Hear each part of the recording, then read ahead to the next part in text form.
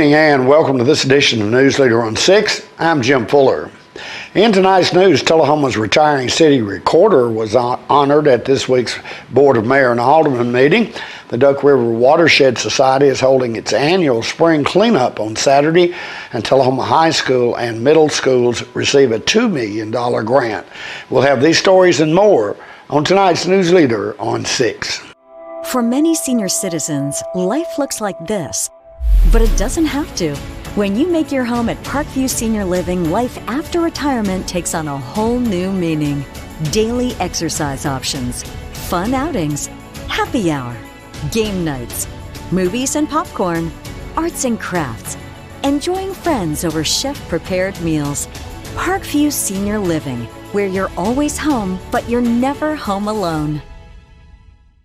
The Duck River Watershed Society wants to invite you to our second annual spring cleanup on Saturday, March 4th at the Fire Lake Public Use and Boat Ramp. We are a nonprofit organization that focuses on ensuring the Duck River Watershed continues to benefit those who live, work, and recreate on it. We need volunteers to help with cleaning up parts of Normandy Lake down to the winter water drawdown line. Sign up at our website, duckriverwatershedsociety.com, and help do your part. My husband was diagnosed with a spinal infection. He lost his ability to swallow and the movement of his legs. I couldn't turn over in bed, I couldn't walk, I couldn't eat. They were just wonderful in the treatment and care they gave my husband. I regained my mobility where I was able to go home. It is miraculous. Let us champion your recovery. Life Care Center of Tullahoma. Welcome back. Tullahoma City Recorder Rosemary Golden announced this week that she is retiring after 26 years serving this city. This time I've asked the city recorder to please call the roll. Yes, Mayor Noes. Present. Mayor Pro Tem Mathis. Here. Alderperson Allmacher. Here. Berry. Here. Glick. Here. Mann. Present. Wilson. Present. 7. Thank you, Ms. Golden. Take this time to acknowledge the fact that that's the last time that Ms. Golden will be doing a roll call for our Board of Mayor and Alderman. Thank you for your, how many years of service? 22. Only 22. So Y'all thank got you.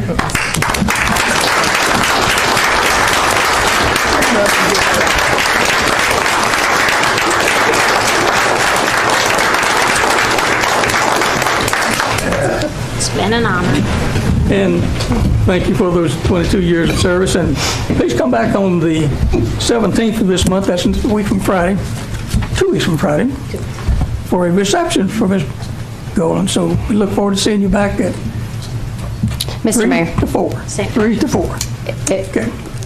I have something to say for thank you so much, Rosemary. You know, one of the things that's really been awe-inspiring for me sitting up here with you is that given the eclectic boards that you have had to deal with, you have the best poker face of anybody I have ever seen. And so should you decide to, you know, want to take up a little poker on the side, please let me know. So thank you for your service. Thank you. We do appreciate your service and say thank you. The Duck River Watershed Society is holding its second annual spring cleanup event this Saturday. The society focuses on ensuring that the Duck River Watershed continues to benefit those that live, work, and recreate in it. At last year's event, 50 volunteers picked up over 3,000 pounds of refuse from the waterway. The spring cleanup will take place on Saturday from noon until 4 p.m. All participants should meet at the Fire Lake Public Use and Boat Ramp area located on River Forge Road in Manchester. In case of rain, the event will take place next weekend, Saturday, March the 11th at the same time. The event is held in collaboration with the Tennessee Duck River Agency, Coffee County Middle School, Coffee County Rural Solid Waste, Tennessee Wildlife Resources Agency, and the Tennessee Valley Authority. The Duck River Watershed Society is in need of community volunteers or volunteer groups to help with cleaning up parts of Normandy Lake down to the winter water drawdown line. And this is an opportunity to help sustain one of the nation and the world's most diverse watersheds. For more information about the event, which was attended last year by more than 50 volunteers, you may go to their website, which is duckriverwatershedsociety.com. We'll be right back after these messages. I had a knee replacement, so they've got me in Life Care, which I'm very, very thankful for. I couldn't garden, I couldn't do my flower beds, I can't chase my little dogs. I have been in several therapy sessions for knees and back, and that's the best therapist I believe I've ever been to. It's tremendous because I'm able to walk again, but if it wasn't for the care, I wouldn't be where I am. Let us champion your recovery. Life Care Center of Tullahoma. There's a lot of talk about the risks associated with the COVID-19 vaccine, but the reality is, it's safer than going for a run. Give it a shot. Find a free appointment today at covid19.tn.gov.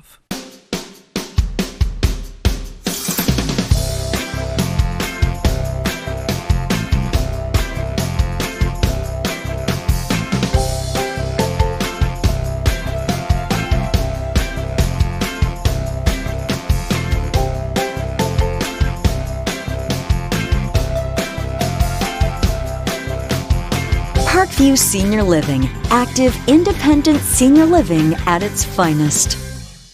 Welcome back. Tullahoma Police Chief Jason Williams presented the annual report on his department to the Board of Mayor and Aldermen at Monday night's meeting. Just touching base on some of the projects and accomplishments we've had when it comes to equipment. We transitioned to new sidearms within the PD. We finished transitioning all of our shotguns to less lethal weapons for the agency. Made further progress in expanding our body-worn camera program, purchased and implemented new data management software, we were approved for the purchase of 3 Ford Interceptor police vehicles. We transitioned to the final phase of our radio program. We recently just finished upgrading the Tornado siren system to an automated system, which was a pretty significant undertaking. So now it doesn't have to be manned by somebody to go up and activate it. It monitors the National Weather Service, and whatever hits our area, it automatically will activate the warning system. And we also transitioned to a new TBD uniform, which is a lot more comfortable and breathable for our men and women to have to spend so many hours in them. Under operational accomplishments, as I said before, one of the things that we did was we implemented a new records management software, which is going pretty good. We've had a few little things we've had to work out through it, but overall we've been pretty pleased with it. We participated in the Tennessee Highway Safety Program and had officers on the streets during predetermined times throughout the year for DUI and traffic enforcement. We continue to participate in the drug take-back events, which have resulted in approximately 600 pounds of unused and unwanted drugs being removed from our community. We also completed our upgrade and finalization of our recruit training program. Now when we onboard new hires into the police department, they spend 2 weeks in a classroom before we ever even roll them into actual field training or getting them out in the field to cover a whole wide array of topics that they have to deal with, and also hopefully lay that foundation for their understanding of what they're fixing to embark in. So.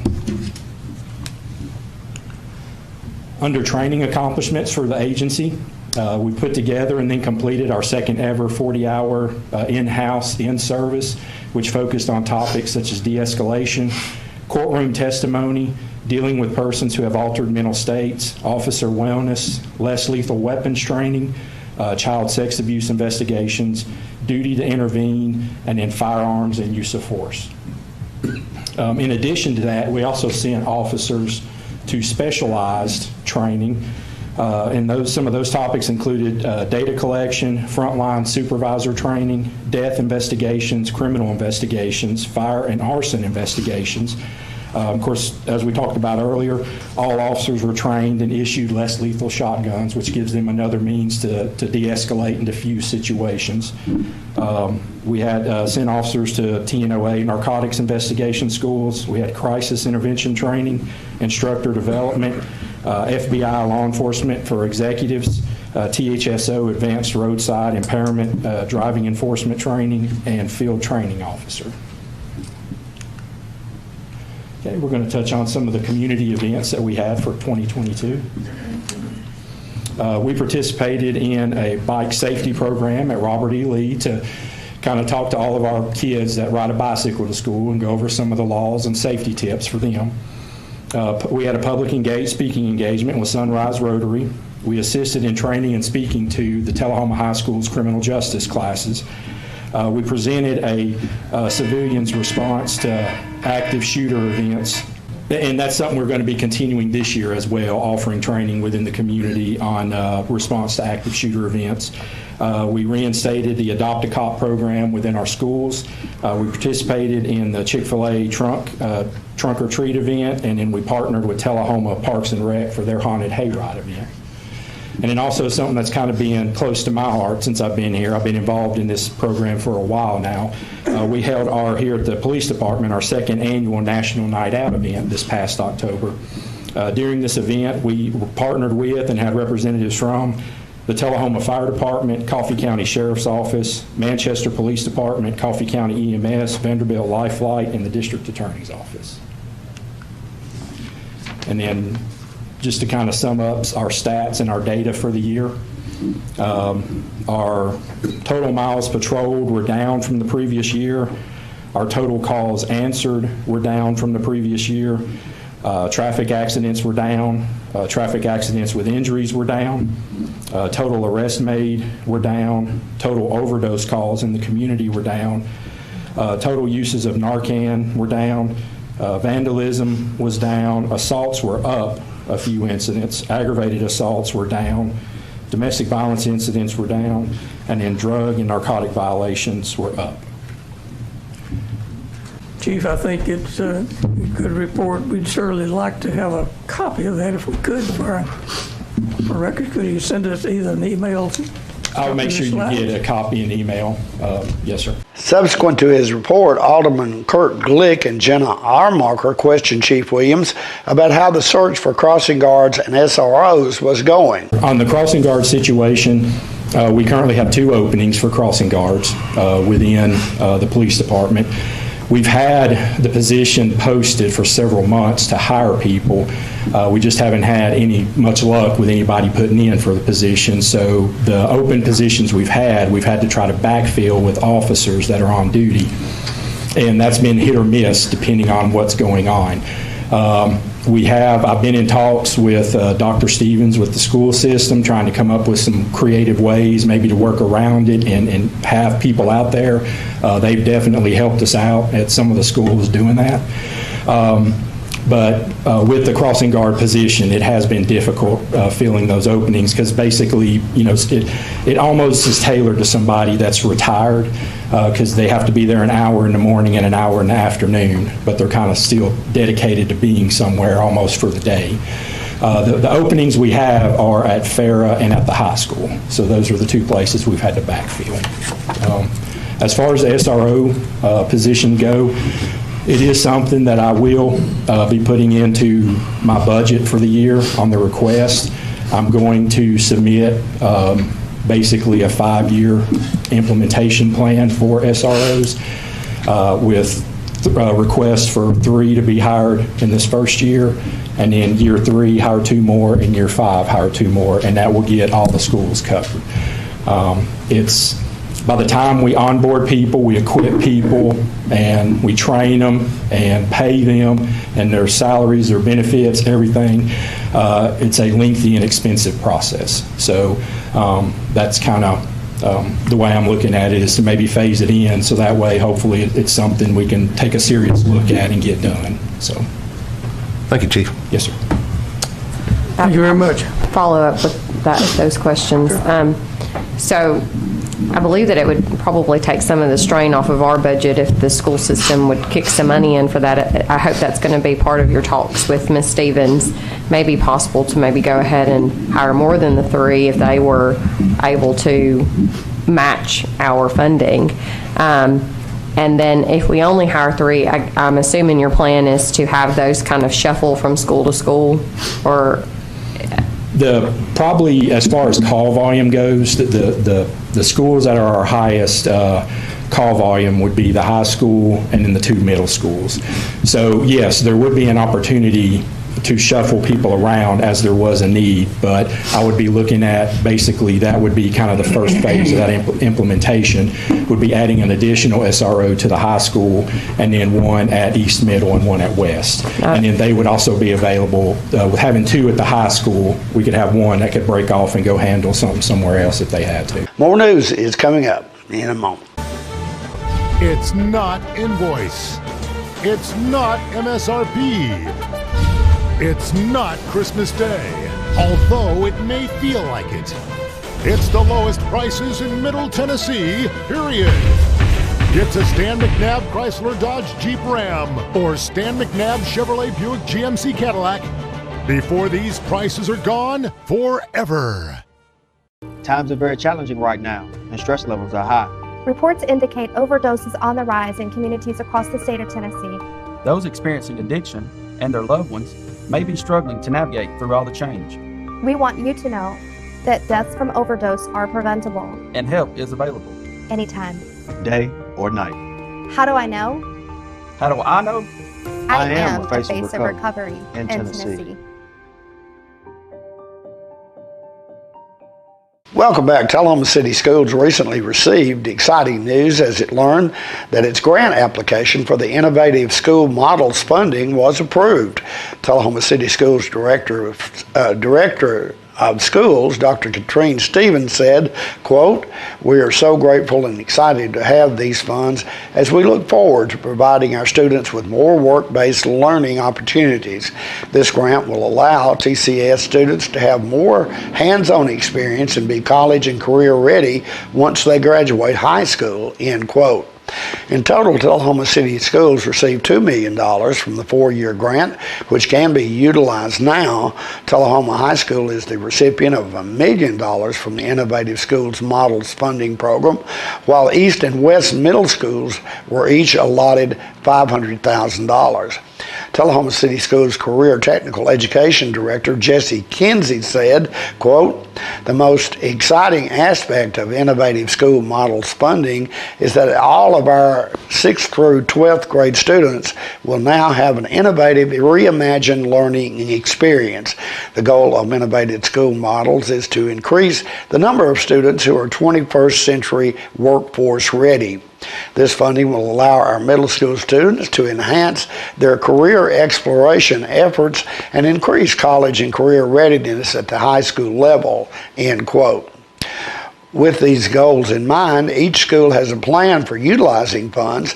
Tullahoma High School has started purchasing innovative industry standard equipment in all offered CTE programs of study. Additionally, there will be increased opportunities for early post-secondary improvements as the school library will be redesigned to include the College and Career Readiness Center. This center will allow students to print resumes, complete college and scholarship application course assignments, and more. The space will additionally include a student-run coffee shop. Tullahoma High School will also utilize this money to fully fund the work-based learning coordinator, as Angela Welch has taken over that position. In her role, Welch is instrumental in creating opportunities for students to increase their meaningful work-based learning experiences.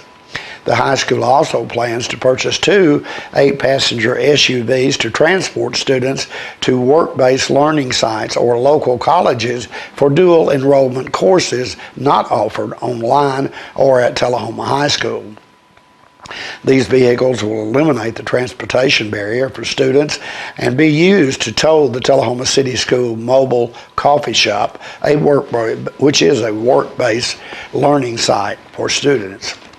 Kinsey added, quote, These vehicles will create tremendous opportunities for THS students, especially in CTE, where it is a game changer. Often we have a small number of students that need transportation to a school competition or event, and taking a large school bus for a small number of students is not the most economical choice. Our CTE teachers will be the primary drivers of the newly purchased vehicles as they transport students to CTE programming opportunities and events, end quote. East and West middle schools will use their funds to hire a new science, technology, engineering, and mathematics, also known as STEM teacher, at each campus. This grant will fully fund these positions. Additionally, each school plans to purchase innovative STEM equipment. These supplies will include industry-specific equipment similar to what students will use in high school CTE courses, including welding and aviation simulators. Additionally, both schools plan to utilize the funds to allow students to go on college and industry tours, giving them firsthand perspectives on future careers. West Middle School will additionally use funds to construct an outdoor STEM classroom. The school also plans to have a greenhouse for students as well. West Middle School Principal Cindy Hara said, quote, "An outdoor STEM classroom and greenhouse will provide unique, challenging, and innovative experiences in all things STEM related for our students. The outdoor STEM area will lead some students in a direction they may never have imagined, and these STEM activities will turn into hands-on activities. Hobby gardening has become a popular pastime in the Tullahoma community, and agricultural careers are plentiful in the surrounding areas, so having a greenhouse on the grounds is a tremendous asset to our students," end quote. Our congratulations to the team who successfully applied for this potential life-changing grant for Tullahoma City School students. We'll be right back after these messages. We tend to lose our motivation when we have something that's chronic, but you've got to do what you can early on as you can.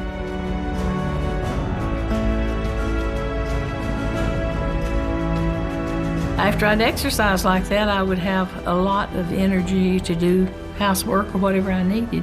Well, I would recommend it highly to anyone at any degree of Parkinson. Let us champion your recovery. Life Care Center of Tullahoma. How long has it been since you raced a cheetah? Are your tornado creating skills getting rusty? Tired of being the only one in your neighborhood who hasn't built a dinosaur? Sounds like it's time to visit the Hands-On Science Center. The Hands-On Science Center is an indoor science playground. In this museum, please touch is the rule. Join us for weekly science demonstrations on space, lasers, lizards, rocks, and a whole lot more. No two visits are ever the same, so visit often to see our ever-changing exhibits and demonstrations. The Hands-On Science Center, 101 Mitchell Boulevard in Tullahoma. Welcome back. The recent Tullahoma Area Chamber of Commerce Members Banquet, Casey Edwards was chosen as the winner of the Rising Star Award. Well, I am very excited to present this award to a very deserving young lady. She has served as an ambassador since January 2021. She is currently serving on our board of directors. She gives her all on all the committees that she serves on, spending hours making balloon arches for the chamber event and doing an amazing job. According to her boss, I quote, "She is the glue that holds this office together," and so much more. She is professional, energetic, creative, patient, brilliant, and more. She is helpful on any committee as a problem solver.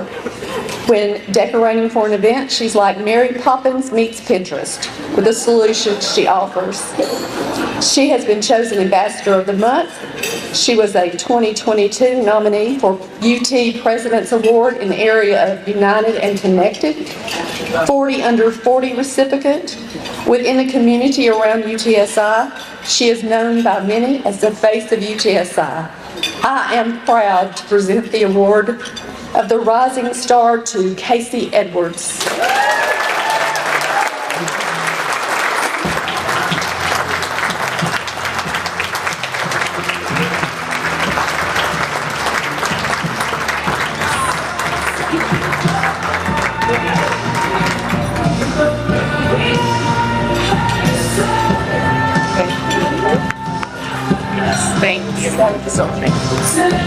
Thank you all so much, and I'm so happy to be a part of this community, and I can't wait to grow with you all. Let's watch now as Alan Potter is announced as the Board Member of the Year. I will now present our Board Member of the Year. We work with an incredible board of directors, 27 to be exact. So it's a tough task narrowing it down to only one to honor tonight. I want to take this moment to sincerely thank each and every board member with us for all you do to help TACC achieve our mission. When looking back at 2022, we quickly identified one board member that was new but jumped in to help wherever they could. This person was present volunteering at the golf tournament, Wobble Gobble Chamber 5K, Mistletoe Mile, Christmas Parade, and took not one, but two 2 a.m. Bonnaroo shifts. This person was one of our 40 under 40 honorees. He holds a master's degree in engineering from MTSU, is a husband and a father, but was also present and always willing to help at so many events this year. Please help me congratulate and welcome to the stage, Alan Potter.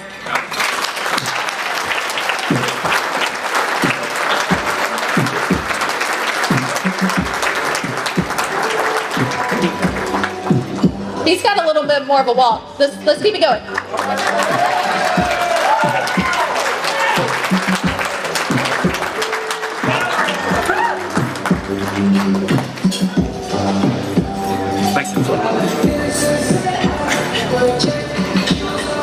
I'm definitely more surprised than James was.